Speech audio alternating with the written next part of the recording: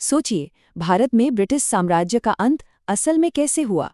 शायद कुछ बड़े आंदोलनों के नाम जहन में आएंगे, लेकिन क्या ये जानते हैं कि असली अंतिम प्रहार एक ऐसी घटना ने किया जिसके बारे में बहुत कम बात होती है।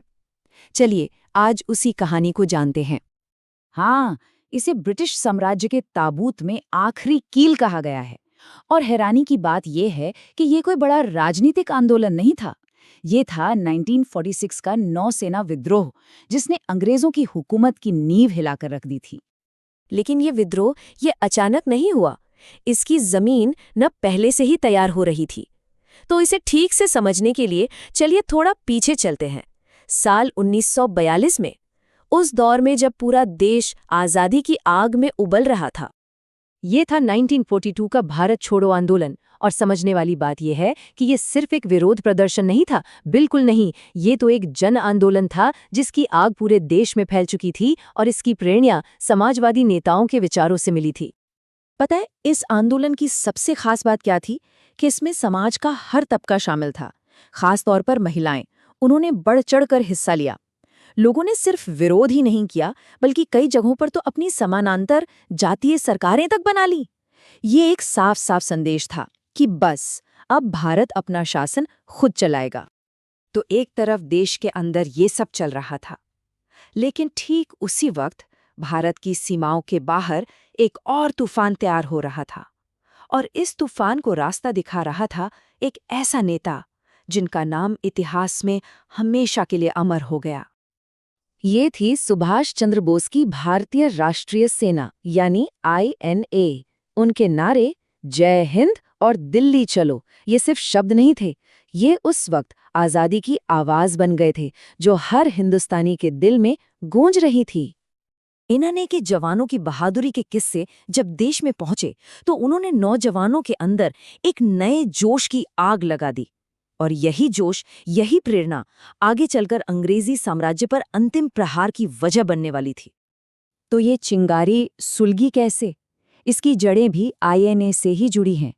एक 17 साल का नाविक था BC दत्त। उसने जोश में आकर जहाज की दीवार पर लिख दिया, भारत छोड़ो और जय हिंद। बस इसी बात पर उसे गिरफ्तार कर लिया गया और उसकी ये गिरफ्तारी बारूद में आग लगाने जैसा काम कर गई। चलिए अब सीधे चलते हैं फरवरी 1946 में।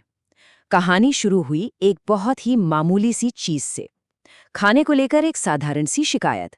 लेकिन किसे पता था कि ये छोटी सी शिकायत एक ऐसे विद्रोह को जन्म देगी जो इतिहास का रुख मोड़ देगा। हुआ ये कि HMIS तलवार जहाज के भारतीय नाविकों ने खराब खाने के खिलाफ आवाज उठाई।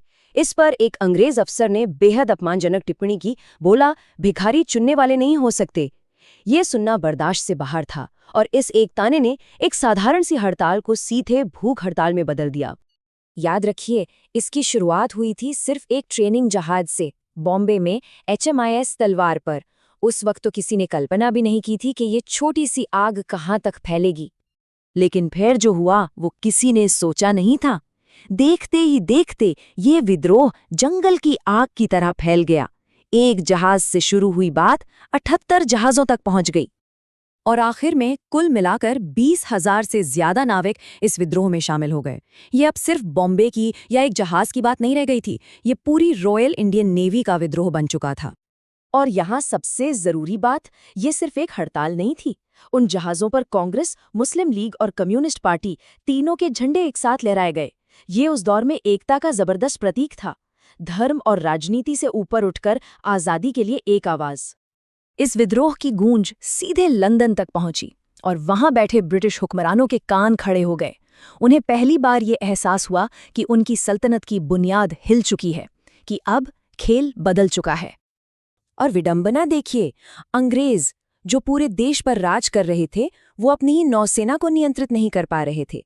विद्रोह को शांत करवाने के लिए उन्हें भारतीय नेताओं, कांग्रेस और मुस्लिम लीग के पास जाना पड़ा।